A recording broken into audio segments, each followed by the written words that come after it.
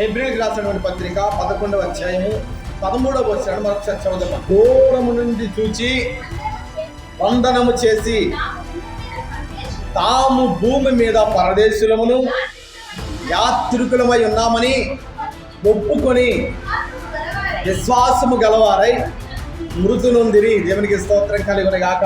మరొకరు ఇదే మాట చదవండి, ఇదే మాట మరొకరు చదవండి మీరందరూ. ఆ వాగ్దానముల ఫలము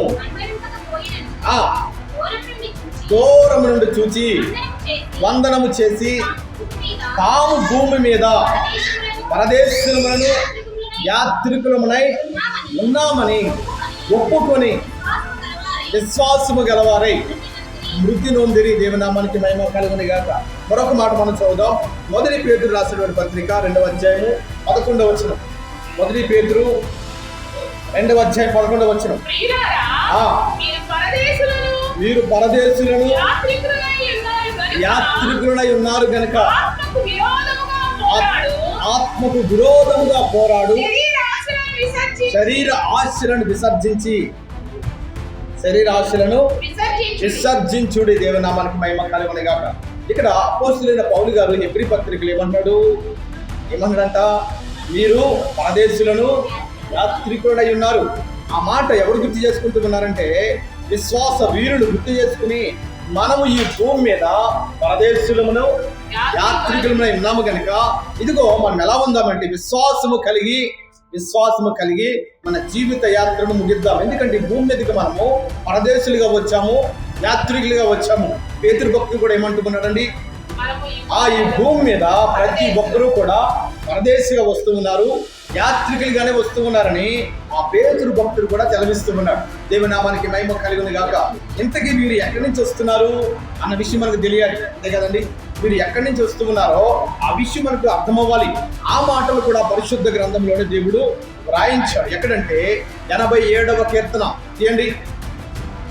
ఈ 87వ కీర్తన చాలా మర్మయుక్తమైనటువంటి కీర్తన. ఈ 87వ కీర్తనలో చాలా ప్రాముఖ్యమైన విషయాలు దేవుడు వ్రాయించాడు. చాలా కొన్ని వచనాలు మాత్రమే ఉంటాయి. అయినప్పటికీ కూడా ఈ యొక్క 87వ కీర్తన కనుక మనం చూసినట్లయితే కనుక 5-6 వచనాలు చదవండి.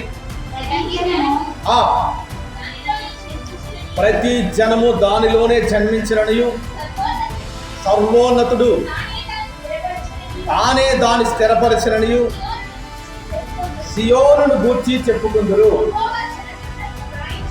యెహోవా జనముల సంఖ్య వ్రాయించినప్పుడు ఈ జనము అక్కడ జన్మించినని సెలవిచ్చెను. దేవునామానికి స్తోత్రం కలుగును గాక. ఇక్కడ దేవుడు అక్కడ అంటున్నాడు కదా. ఎక్కడండి? అక్కడ జన్మించెను, వీళ్ళందరూ అక్కడ వారే అని దేవుడే మాట్లాడుతూ ఉన్నాడు కదా. ఎక్కడ వారు? ఎక్కడ జన్మించారు? వీళ్ళందరూ కూడా సియోనులో జన్మించిన వారే. ఎక్కడంట?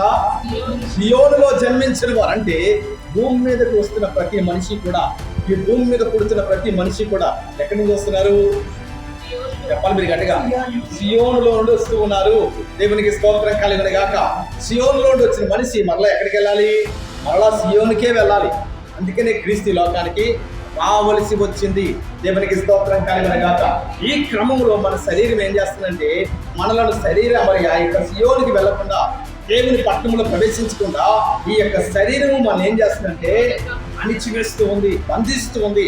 అందుకని శరీర క్రియలను మీరు విసర్జించాలి అని ఏ భక్తుడు మాట్లాడుతూ ఉన్నాడండి? మర్చిపోయారా? పేతురు భక్తుడు ఏమన్నాడు? మీరు యాత్రికులను పరదేశులై ఉన్నారు కనుక మీరు దేవుని రాజ్యములో ప్రవేశించాలి. ఇదిగో దేవుని రాజ్యములో ప్రవేశించకుండా మీ శరీరము మిమ్ములను అడ్డుకుంటూ ఉంది అని ఇక్కడ భక్తుడు మాట్లాడుతున్నాడు. కనుక మనం అందరము కూడా సియోనులో నుండి వచ్చిన వారమే. ఎక్కడికి? ఈ భూమి మీదకి. చెప్పాలి మాట. ఈ భూమి మీదకి ప్రతి మనిషి కూడా పరదేశిగాను యాత్రికుడిగానే వస్తూ ఉన్నారంట. అంటే ఈ భూమి మనిషికి సంబంధించినది కాదు. మరి ఎవరికి సంబంధించింది? దేవుడు అంటాడు కదా, ఈ భూమి నాది. ఏమన్నాడు దేవుడు? ఈ భూమి నాది, భూమి నా సొత్తు అని దేవుడు మాట్లాడుతున్నాడు. ఈ భూమి దేవునికి సంబంధించింది. ఈ భూగోళం అంతా కూడా దేవుడే నిర్మించుకున్నాడు. దేవుని సొత్తు అయినటువంటి ఈ భూమి మీదకి మనిషి ఎలా వచ్చాడంట? చెప్పాలి మీరు. పరదేశిగానే వచ్చాడు. ఎన్ని సంవత్సరాలు? ఆ వయస్సుని బట్టి భూమి మీద మనిషి జీవించిన తర్వాత మరలా ఎక్కడికి వెళ్ళాలంట?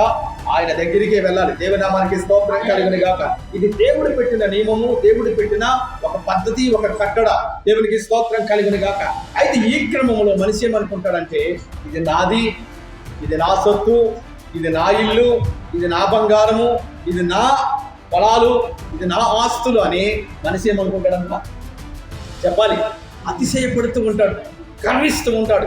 ఇదంతా నాదే, ఈ కనుచూపు మేరంద కనబడుతున్న పొలాలన్నీ కూడా నావే అని మనిషి ఎంతో సంతృప్తి చెందుతూ ఉంటాడు, ఆనందిస్తూ ఉంటాడు. కానీ ఆ మనిషికి తెలియని విషయం ఏంటంటే, ప్రతి మనిషి కూడా ఈ భూమి మీదకి పరదేశులుగానే వస్తూ ఉన్నారంట, యాత్రికులుగానే వస్తూ ఉన్నారంట.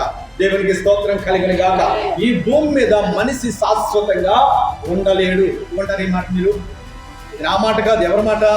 పరిశుద్ధ గ్రంథంలో దేవుడు మాట్లాడుతున్న మాట. పరదేశం అంటే అర్థం ఏంటంటే, మనం ఇప్పుడు విజయవాడ వెళ్ళామనుకోండి, అక్కడ 2 రోజులున్నా, వారం రోజులున్నా ఏం చేయాలి చెప్పాలి గట్టిగా మీరు. ఎక్కడికి రావాలి? మన ఇంటికి రావాలి. ఎక్కడికంట? మన ఊరికి, మన ఇంటికి, మన సొంత నివాసానికి రావాల్సిందే. ఎక్కడికి వెళ్ళి? విజయవాడ వెళ్ళినా, హైదరాబాద్ వెళ్ళినా, ఇటుపక్క మరి వైజాగ్ వెళ్ళినప్పటికీ కూడా అక్కడ ఎన్ని దినాలు అయితే ఉంటామో, ఉండిన తర్వాత మరలా మనము గోడ కొట్టిన బంతి వల్ల తిరిగి రావలసిందే. దేవునికి స్తోత్రం కలుగును గాక. అదే రీతిగా ప్రతి మనిషి కూడా భూమి మీదకి పరదేశిగానే వస్తూ ఉన్నారంట, యాత్రికులుగానే వస్తూ ఉన్నారంట. దేవుడు ఎంత వయసు అయితే మనిషికి పెట్టాడో, ఆ వయసు తీరిన తర్వాత మరలా ఎక్కడికి వెళ్ళిపోతున్నారు? దేవుని పిలుపుని బట్టి దేవుని పట్టణానికి చేరాల్సిందే, ఆ తీర్పులోకి వెళ్లాల్సిందే. దేవుని నామానికి స్తోత్రం కలుగును గాక.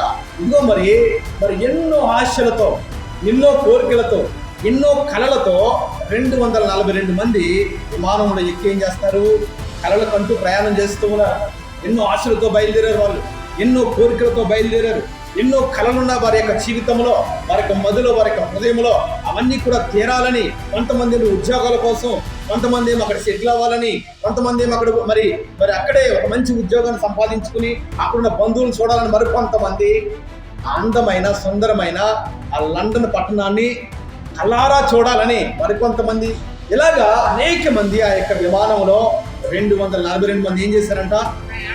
ప్రయాణము చేయడానికి సిద్ధపడి విమానం ఎక్కి సంతోషంగా ఆనందంగా కూర్చుని, చూడండి వారి యొక్క ఆశలు, కలలు మరి నెరవేరకుండా ఏమైపోయారంట? గాల్లో కలిసిపోయి. చూసారండి వారి యొక్క మరి ఆ వయో పరిమితి కానీ, వయసు కానీ, వారికి ఉన్నటువంటి ఆ అల్పమైన జీవితము కానీ చూసారా, వారికి ఉన్న కళలన్నీ కూడా ఏమాత్రము కూడా నెరవేరకుండా ఏమైపోయారంట?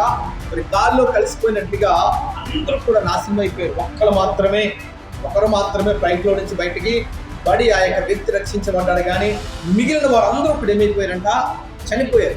వారు చనిపోవడం మాత్రమే కాదు, కానీ ఆ ఫ్లైట్ ఎక్కడైతే పడిందో ఆ బిల్డింగ్ లో ఉన్న ఆ యొక్క వైద్యులు, డాక్టర్ వృత్తి చేస్తున్నారు, చదువుకుంటున్నారు, ఎంబీబీఎస్ చేస్తున్నారు. వాళ్ళు ఎన్నో లక్షలు కట్టి ఆ యొక్క ఎంబీబీఎస్ ఆ చదువును చదువుతూ ఉన్నారు.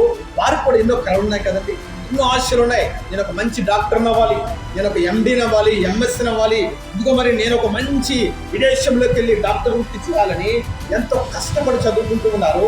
ఆ విద్యార్థులందరూ కూడా వారు ఊహించిన విధముగానే ఏమైందంట? ఈ యొక్క విపత్తులో, వినాశనంలో వారు కూడా తమ జీవితాలను చాలించవలసిన పరిస్థితి ఏర్పడుతుంది. చూడండి, ఈ యొక్క భూమి మీద మనిషి యొక్క జీవితం చాలా చాలా చాలా అల్పమైన జీవితము. ఇదిగో సాగిపోతున్నటువంటి మేడ వంటిదే మనిషి యొక్క జీవితం. దేవునికి స్తోత్రం కలుగును గాక.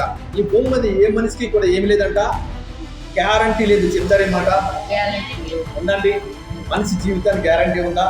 గ్యారంటీ ఉందని మనం ఏం చేస్తామంటే, ఆ యొక్క ఆలోచనలో ఉండి, ఆ భ్రమలో ఉండి పగటి కళలు కంటూ ఉంటాం, ఎన్నెన్నో వేసుకుంటూ ఉంటాం, ఎన్నో కళలు కంటూ ఉంటాం, ఎన్నో కోరికలు ఉంటూ ఉన్నాయి, ఎన్నో ఆశలు ఉంటూ ఉన్నాయి.